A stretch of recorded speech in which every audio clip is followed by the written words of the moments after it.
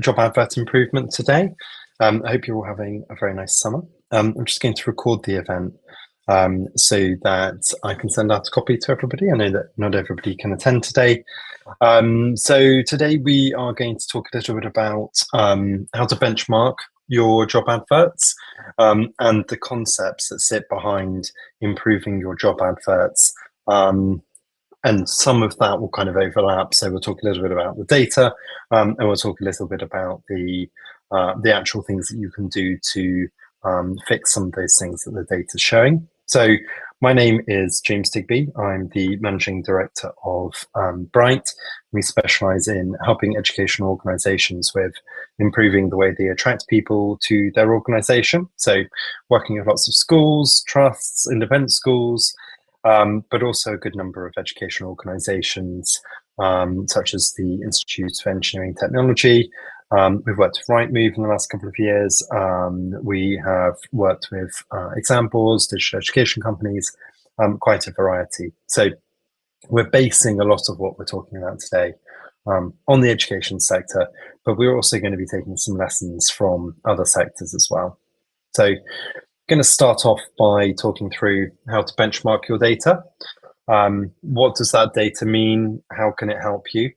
We'll also talk a little bit about, once that's highlighted some of the issues that you're having with your job adverts, what can you actually do to solve some of those problems?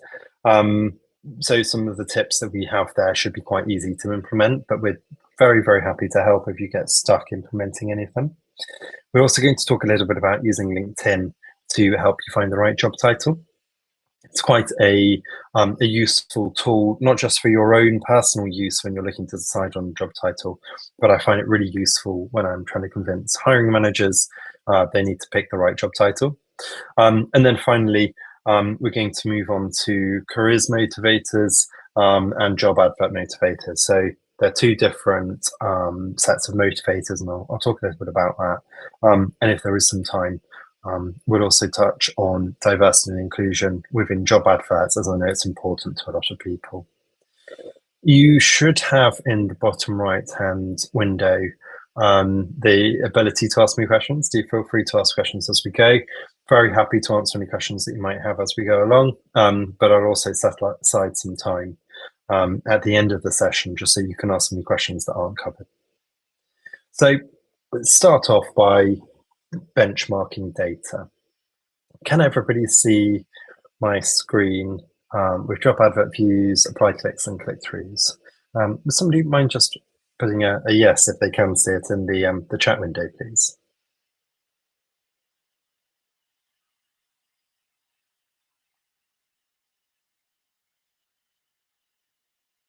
Perfect. Hopefully everybody can see the screen. Thank you very much for confirming.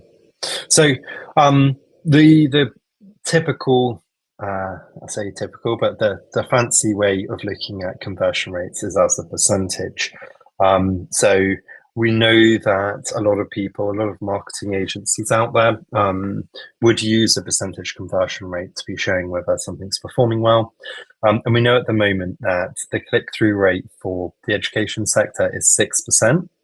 And for all sectors, it's 10% in the UK. So education sector, slightly lower than other sectors at the moment. And what that basically means is that at the moment, 6 people out of 100, when they view a job advert, will click through to apply for that job. It might be that you're not able to convert those people because your application process is too difficult, they don't have the information there, whatever it might be. But it's a fairly accurate benchmark between jobs. However, you should never really base your success just on that click-through rate. And the reason is because you might have a really high number of views and your conversions might still be good. You might be getting enough applicants, but as a percentage, you'll be showing a low figure. So for us, we would typically base success on job advert views and apply clicks. And because I want to keep it fairly simple, I've put a range there that I think you should be aiming for. So you can get this data. If you're a current client of Bright's, for example, you can get this data from us. We can gather it for you. We can do it retrospectively, and we can tell you how many views on average you're getting, and how many applied clicks you're getting. If you're not a current client of Bright's, feel free to email me. We're a primary partner of about 300 different job boards, so there's a good chance we'll be able to get your data for you, and we can put it together and we can help you benchmark it.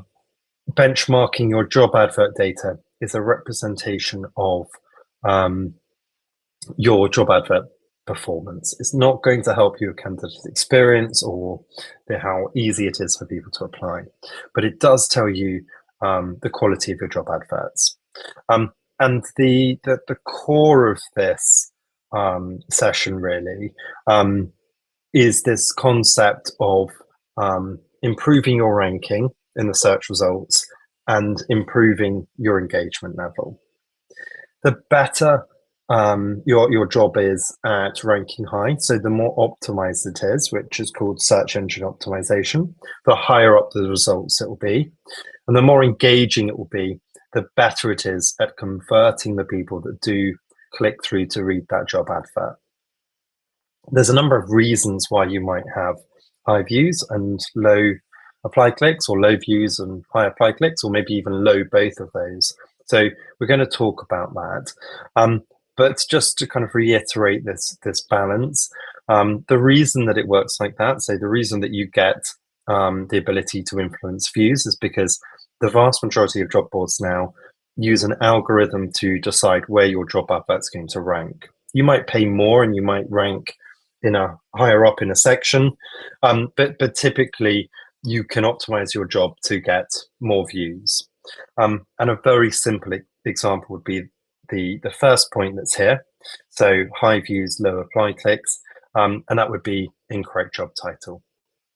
So if you're getting a high number of views, but nobody's converting into actually applying for the job, it might be because you've called the job something that is incorrect. So the body of the advert doesn't actually represent, or isn't represented by the job title.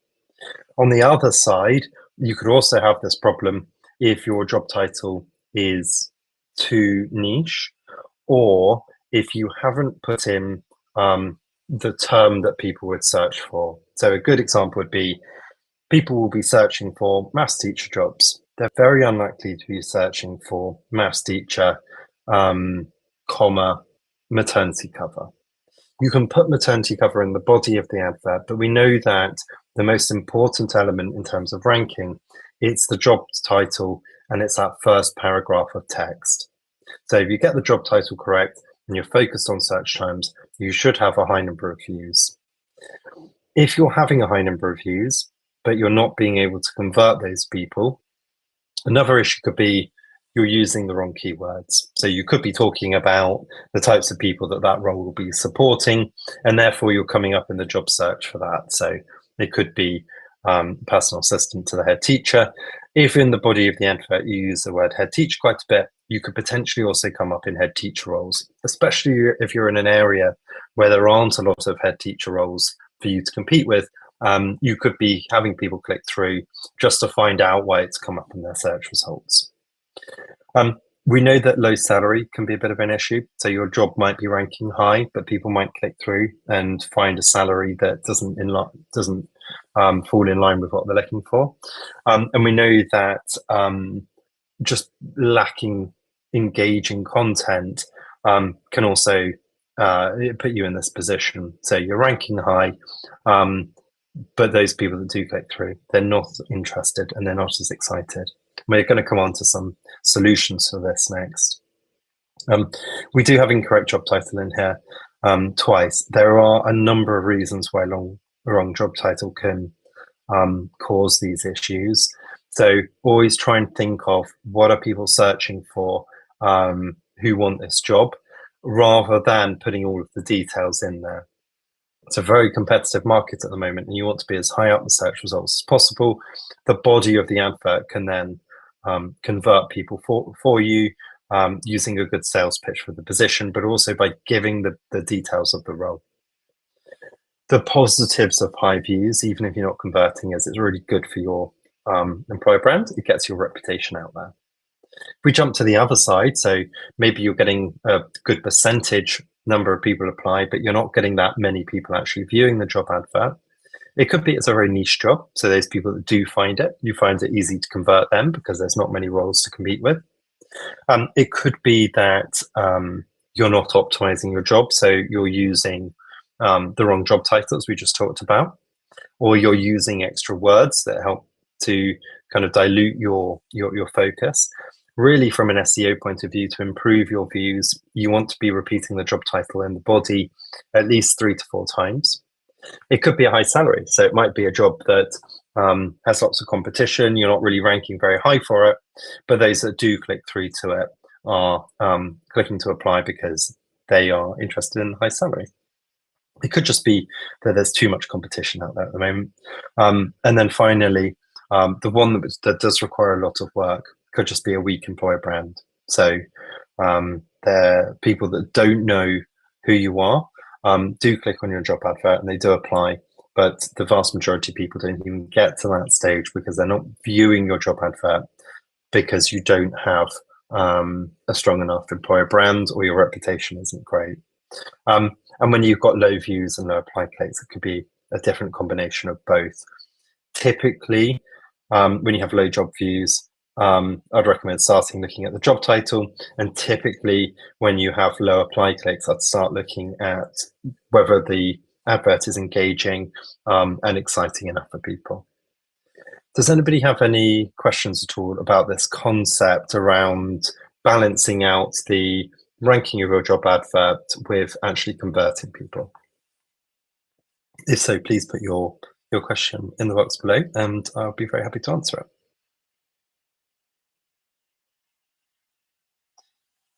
In terms of the solutions, I think the first thing that I would start with that benchmarking, and that would help tell me, am I struggling to convert people, or am I struggling to even get those views in the first place? So, as I said, feel free to speak to us.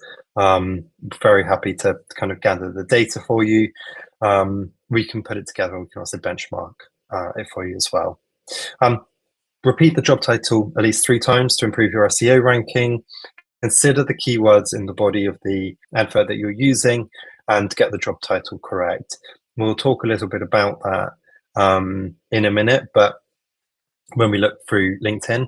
But one thing that I would say is stick to cleaners, don't call them cleaning technicians or anything too complicated. Use the terms that people are searching for.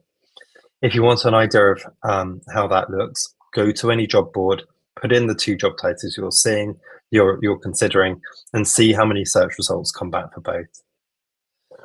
We're very, very happy to help with job titles. So if you can't use LinkedIn, you can't do those job searches, or it's not telling you enough information, send the job title across to us, and we'd be very happy to help you with that. Depending on what the issue is, there might be a few different things that we can do. Keep the job title to the point. Don't add in things like maternity cover, part-time, fixed time, whatever it might be, so that you're just putting in the exact search term that people are using. Advert length, we know that 500 words is the optimum size, so it's not too long, not too short. It helps you with your ranking, and it helps you come across as engaging. We know people lose interest very quickly in content online at the moment, so 500 words is that perfect level to be kind of aiming for. If you need more content, places like TES, for example, they allow you to hyperlink through to pages. So you've got a lot of information about benefits, summarize that information for your job advert, and click through to hyperlink through to a benefits page on a website where you can have more detail. So a really good way to make sure your adverts aren't too long, and it also allows you to be quite detailed with your benefits. When you're listing benefits in your job advert, people are going to expect a certain level of pension. They're going to expect things like cycle to work scheme. They're going to expect things like free tea and coffee. Don't just bulk out your job advert with a list of bullet points. Write about why you're a great place to work. So what would somebody who works for your organization, what would somebody be saying to a friend or a family member if they met them for a cup of tea or coffee? How would they describe working there? Some of your benefits are going to be things like the community feel that you have, the fact that people are willing to listen to your ideas, the fact that people are looked at in terms of succession planning and opportunities to progress, and that you as an organization invest in CPD. Where you're writing those things, give some examples as well. So if you're investing heavily in CPD for that job role, what access to CPD will they get? What levels of training will they get? What levels of support will they get? That first opening paragraph, it really needs to be about the role. So a typical rule of thumb would be to think of it as getting wider. So the first step is to be very narrow, just talk in the first paragraph about the role. Second paragraph can be about the department. Third paragraph can be about the school or the business. And then the final paragraph could just be text about you as a trust or an organization or a group.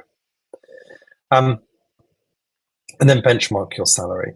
I think the thing that's really easy to say here is that if you've got a low salary, increase your salary.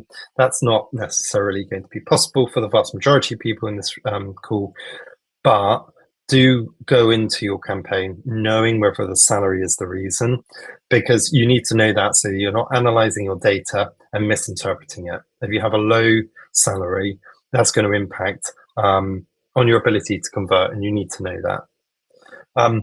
So where it's not possible to increase that salary, and focus on the benefits of working for your organization, company or school, and include some of those human elements as well.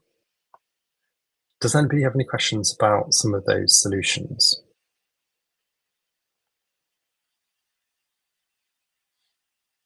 Perfect. I'm just going to share my LinkedIn screen because a lot of what I've been talking about focuses on getting the job title right.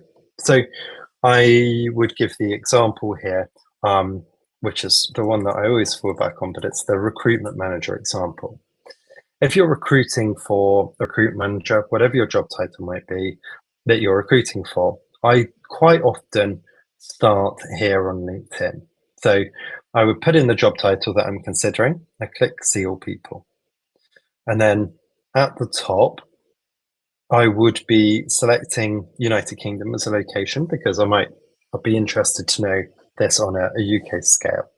So across the UK, 180,000 people on LinkedIn use the title recruitment manager somewhere in their profile. So if I look through and I look at the profile of the people that are using that title, I can see what they're doing. So the types of organizations they work for and how much experience they have. If I wanted to know what this was like for my sector, I'd go to all filters. If you're an educational organization in industry, you would just be putting education as an option. If you are part of administration programs, you have an option for that. And if you're part of higher education, you have an option for that. But if you're a secondary school or a primary school or a trust, I would use primary and secondary. What this now tells me is that within those that industry, 1,400 people use that job title. So if I was then to consider the title talent acquisition, then I can see how many people use that as a job title. And again, I would be popping into some of these people just to view their profile. Where do they work? What type of role they do? Very quickly, it will give you an idea of, should I be using recruitment manager? And if so, what type of person will I get? Should I be using talent acquisition manager? And what title should I get? I know from having done this a number of times before, as a general rule of thumb, talent acquisition tends to get you more internal people from working within businesses, recruiting for businesses and schools and so on and so forth. And recruitment manager tends to get you people from smaller schools, but also importantly from recruitment agencies. So it might be worth just playing around to see what kind of backgrounds different people have. Does anybody have any questions at all about using LinkedIn and how that might work?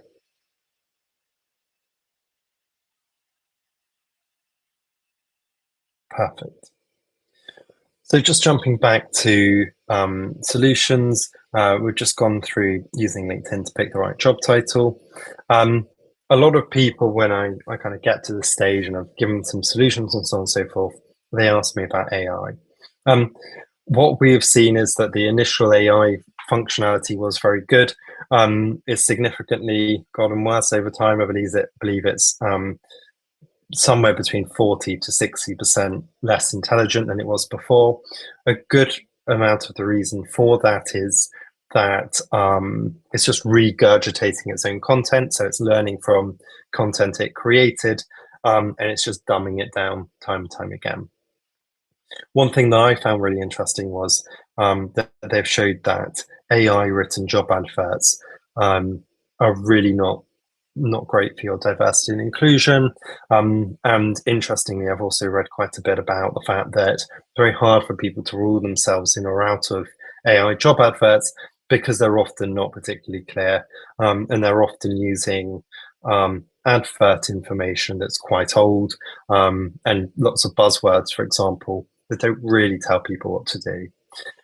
If you were to use I would be using it for small sections of your job advert that you're already struggling with, or I'd use it to rewrite text that you've written before, just to give you an idea of how you could word things differently. But do let us know if you're struggling with a job advert. I'm very happy for us to go through it for you and make some suggestions. So at the moment, I think that when I'm running these sessions, when I'm talking to people about some of the things that they could be doing to improve their job adverts, one of the most common bits that people feel that was really difficult to do is the engagement piece.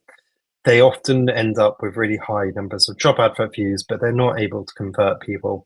I don't expect you to be able to read the small writing here. I should have said that when I got the slide up. But what I wanted to show you here is this is an amalgamation of all of the employer value proposition work we've done in the last 2 years. And the scores are how high people in general across the education sector, from the surveys we did, how high did people find different elements to be motivational. So these middle two bits, where they're both below the second to top line, are salary and benefits. So interestingly, the things that are least motivational for people are a school or organizational company's offerings, so the products and services they provide, working in a modern workplace, salary and benefits. The things that people look for in their career are the opportunity to learn new things, the opportunity to contribute new ideas and have those ideas listened to, the relationship they have with their colleagues, and then just below that is also the relationship they have with their managers. We know that in the last few months, and 12 months maybe now, a lot of the years past, 12 months or so, relationships really have increased in terms of motivators. So these are just a couple of things that you could be talking about in your job advert to make them more engaging. We know these are the things that people are struggling with. Then if they read your job advert and you're talking about them, then you're going to have a better chance of converting them. Even if you're not as competitive as you might like to be in terms of salary and benefits or location or whatever it might be. So if you can get these across in an honest and open way, then yeah, you should be in a really good position. Can everybody see the graph that I have on my screen, by the way? I appreciate you might not be able to read it. So it's really important to be brilliant. Thank you for confirming that you can read it. So it's really important to be tapping into those areas, and a lot of those areas are values. And when you're recruiting based on values, I think you just got to be cautious not to move into recruiting based on cultural fit. We know that cultural fit as a style has started to be seen in quite a negative way. You don't necessarily need people that just duplicate the culture that you have, but you do need to have people that share your values. And one way to kind of make sure that you're not being biased in your job adverts is when you write them, you put them through something called a decoder. Here we've got one for gender. So it looks at males and females, and it looks at, I think some of them look at 1 billion job adverts, but definitely in the millions of job adverts, and it looks at the equal opportunities information, and it looks at the commonalities between those job adverts. So this is just a random example of one, but what the research from this gender decoder showed is that female gendered words that attracted more females than males, no matter what the rest of the advert said, they were words like support and responsible and understanding. Whereas the male-centered words are things like lead, analyze, and competitive. You might not need to go to this level, in my opinion. My general view for diversity and inclusion really is that whoever you are, you're going to be benefited by having a very, very clear job advert. It needs to be very easy to understand two things. One, the essential criteria, and secondly, the desirable criteria. If you can't do that, then you're going to start skewing your data in terms of equal opportunities. Sadly, quite a bit of research has shown this, but men tend to rule themselves in for jobs when they're not necessarily suitable, and females tend to rule themselves out of jobs when perhaps they would have been suitable for the job if they had applied. That's just a very, very broad skewing of one area that you could be slightly attracting people from a different demographic. But if you look at this from a data point of view, there are some interesting trends out there. In terms of kind of getting some feedback from candidates, we know that actually a lot of people have moved away from allowing candidates to click through to a frequently asked questions section. And actually, some of the people that have kept that in, or some of the people that have added it back in, they've found their conversion rates are significantly greater. And we reckon this is just because a lot of candidates have stopped asking questions because they feel they won't get a response, or because they're not actively looking. So only 30% of candidates are actively looking, 70% are passive. So that means a lot of people look at something, and if they can't find the answer quickly, they don't go on to apply. So this is just a tip that we've added in because we do feel that it'd be really useful for people. And it's a shame because a lot of people used to have this and they no longer do. So this brings me to the end of the session on terms of how you can improve different things. I'm just going to leave this slide up. I think it's the most important one. Try to aim between 100 to 150 views and 12 to 22 apply clicks. Worry less about that click-through rate. I'm very happy to send across these slides to anybody who needs it, because you can then use this as a tool to say, oh, I'm getting high views but low apply clicks, I'm getting low views but I'm converting a good percentage of them, and then you can work through the solutions and tips to try and improve those figures. I appreciate that it only took half an hour to go through that, but does anybody have any questions at all for me?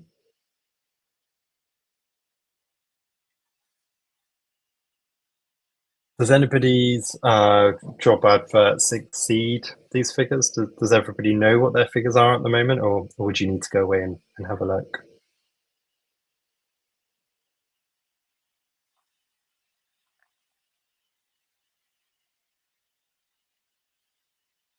I think for most people, you would need to be able to kind of collate this data.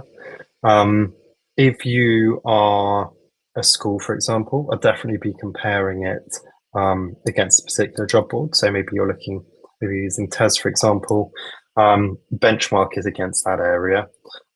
We have a lot of data, thousands and thousands of rows of data that we can benchmark you against. So that could be on role type, it could be on a particular job title, it could be on a particular area, so support or academic, for example. So feel free to follow this session up with an email to me. We're going to share the recording. Feel free to watch the recording if you've only been able to join part of the way through. And if you go through this or you don't get a moment to go through it, but you want to talk about job adverts, I'm always happy to talk about them. We're always happy to help people. We know it's very difficult to recruit at the moment, so genuinely do feel free to ask us. We wouldn't charge you for that advice. So do ask us and we will be able to help. I'm confident in that. But thank you all very much for attending. I'll make sure that you will get the recording today. And I look forward to any questions you have. I'll just stay on for a little bit longer so that if anybody has any questions about maybe a particular job advert they want to share, I'm very happy to give feedback too. But thank you very much.